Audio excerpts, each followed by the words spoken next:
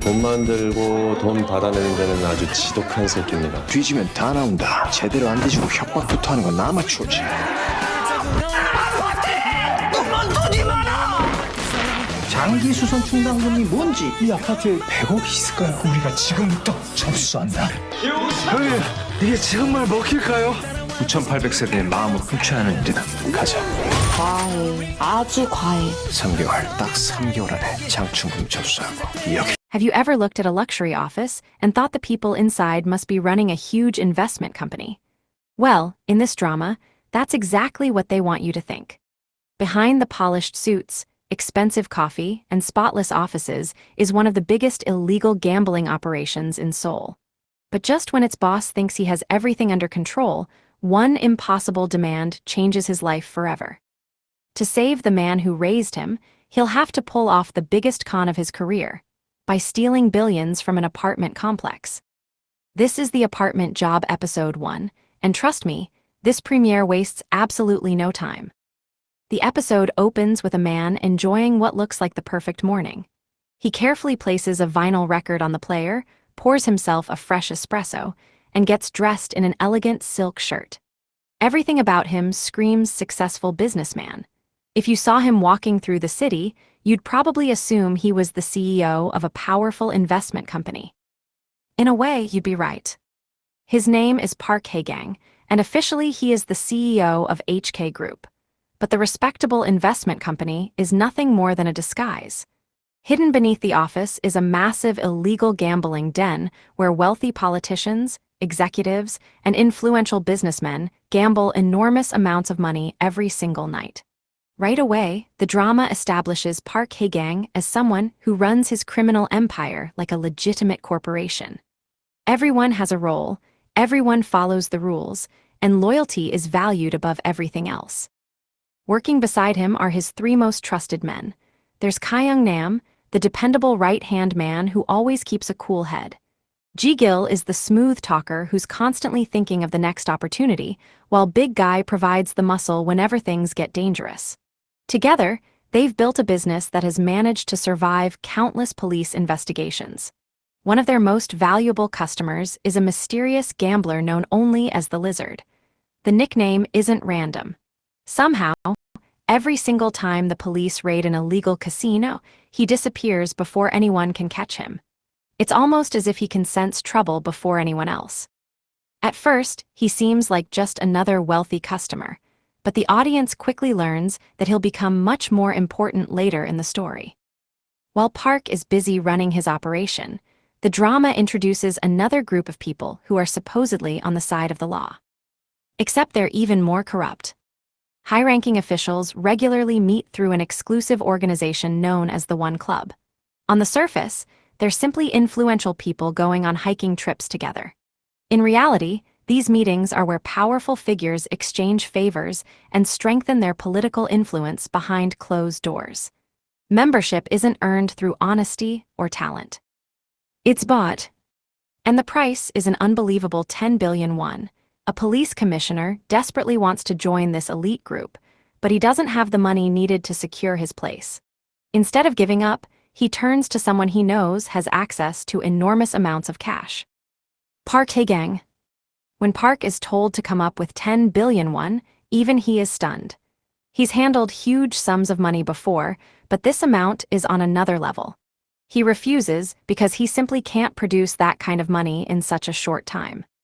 That's when everything falls apart. Almost immediately, police officers raid HK Group's hidden gambling operation. Nam, Ji-gil, and Big Guy are arrested, while Park watches the business he's spent years building begin to collapse around him.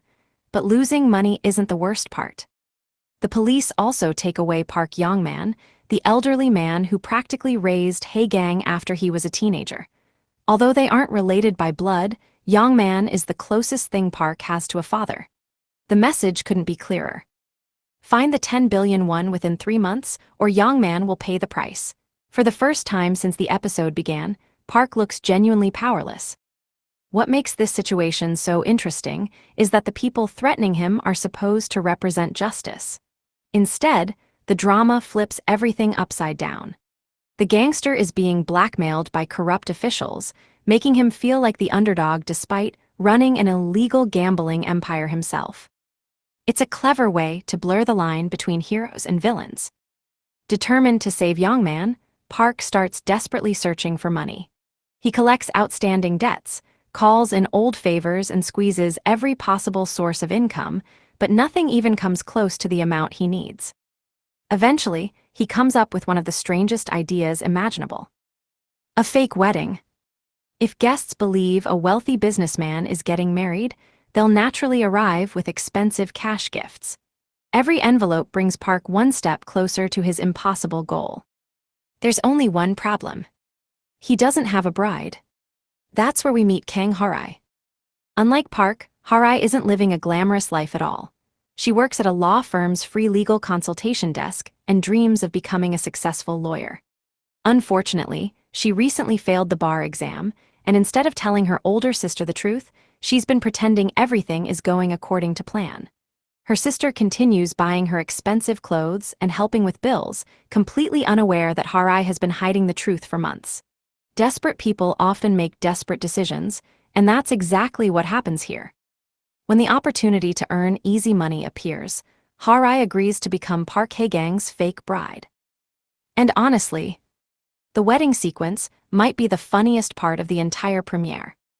Instead of a classy ceremony, Park's 3 loyal employees suddenly burst into an over-the-top song and dance performance that's impossible to take seriously. While everyone else seems caught up in the ridiculous spectacle, Harai spends most of the ceremony quietly observing Park. She doesn't seem intimidated by him. If anything, she looks like she's trying to figure him out. That small detail ends up saying more than pages of dialogue ever could. After the fake wedding, Park Hae-gang is still nowhere near raising the 10 billion won he needs. The money from the wedding gifts barely makes a dent, and time is running out. Every day that passes brings Park Young-man one step closer to paying the price for Hae-gang's failure. Realizing that conventional methods won't work, Park starts calling in every outstanding debt he can think of. That's when his attention turns back to one of his regular customers, the man everyone calls the Lizard. At first, it seems like another routine collection. The Lizard owes Park money, and Hae-gang expects him to pay up. Instead, the Lizard completely falls apart. Terrified, he admits he's in financial trouble himself. But it's not because he's gambling.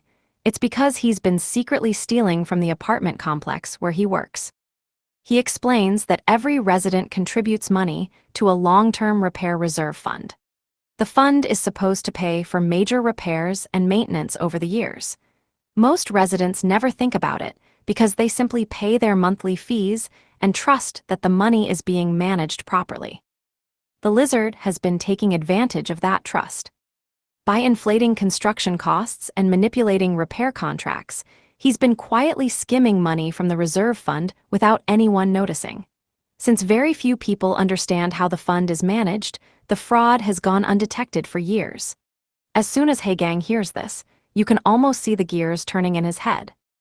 Until this moment, he's been searching for people who already have money.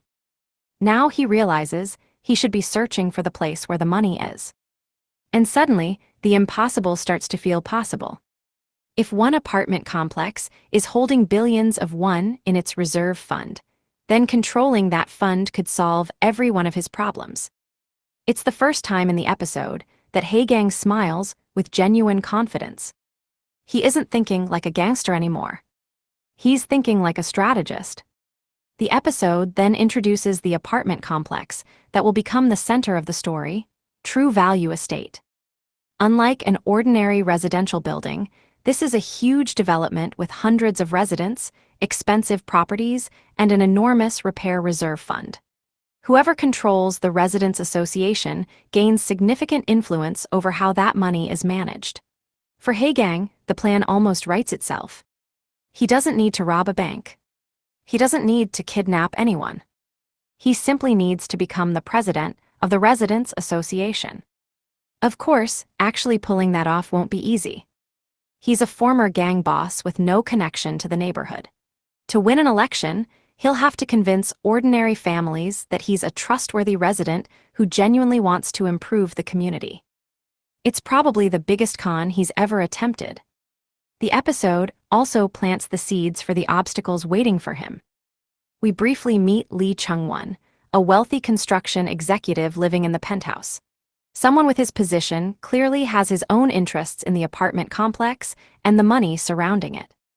Then there's Jang Suk-jin, a resident who notices everything happening around the neighborhood. She constantly asks questions and pays attention to details other people ignore. If anyone is likely to expose Hae-gang's scheme, she's already high on the list. Meanwhile, Kang Harai's role feels far from over.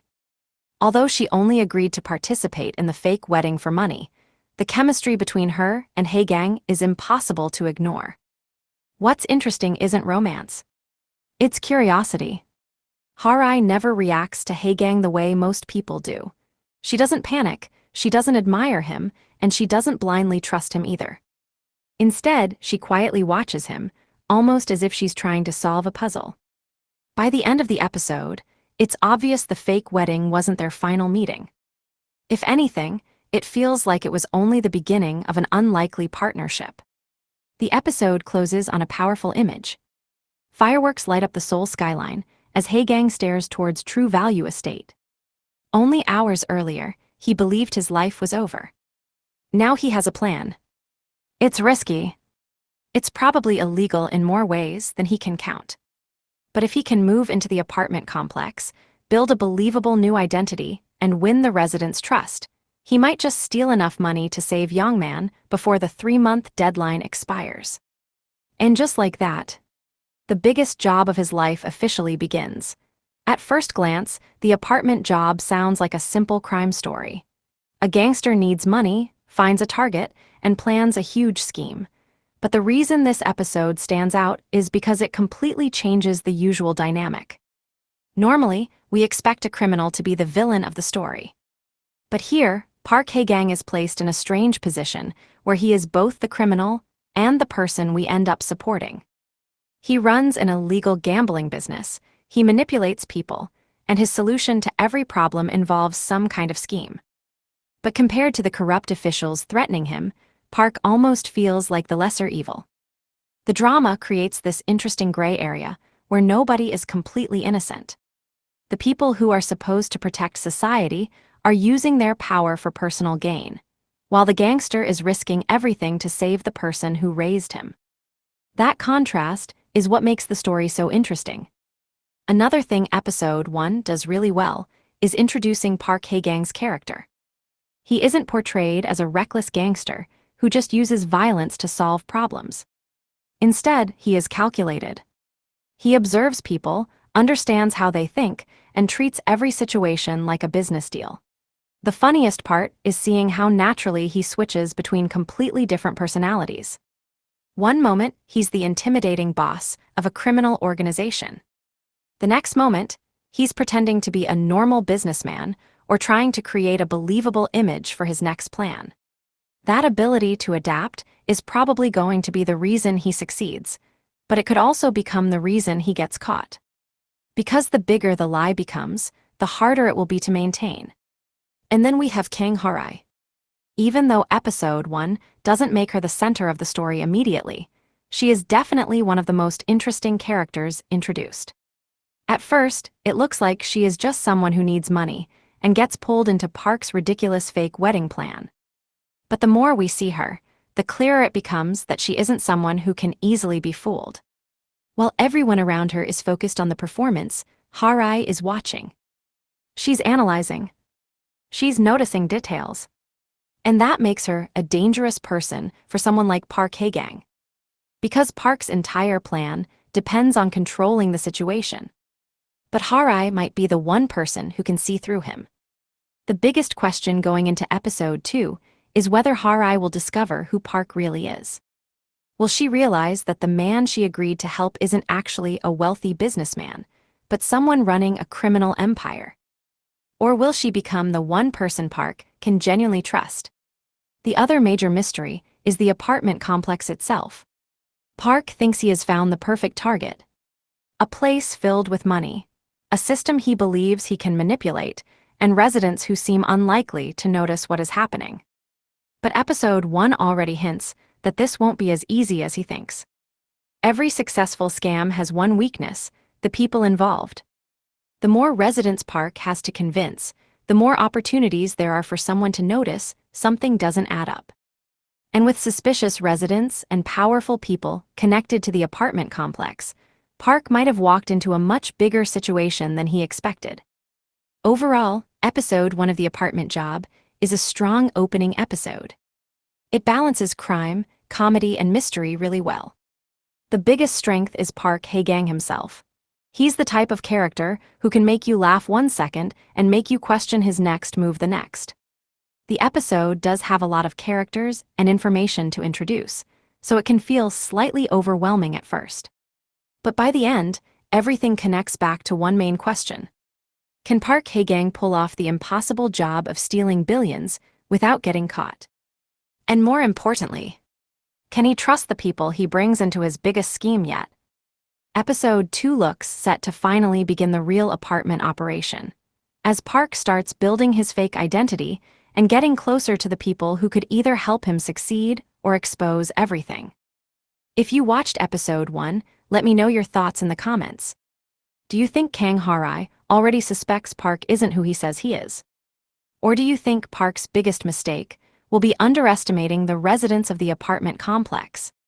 Don't forget to subscribe to Kdramas Decoded for more K-drama recaps, reviews, and ending explanations. I'll see you in the next one.